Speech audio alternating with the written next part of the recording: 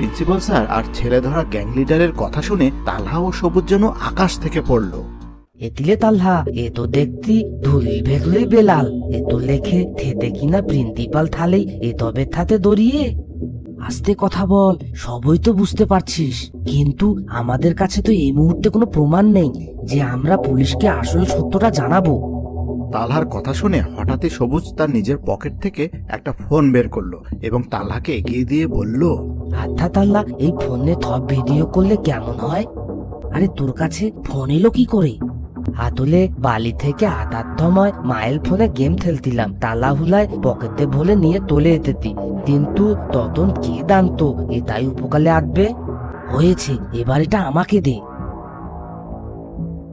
এই বলে তালহা পা টিপে টিপে প্রিন্সিপাল স্যারের রুমের কাছে গিয়ে দাঁড়ালো আর ফোনের ক্যামেরায় সব ভিডিও করতে লাগলো। বন্ধুরা, পরের পার্ট দেখতে হলে ভিডিওটিতে লাইক করে চ্যানেলটি সাবস্ক্রাইব করে দাও।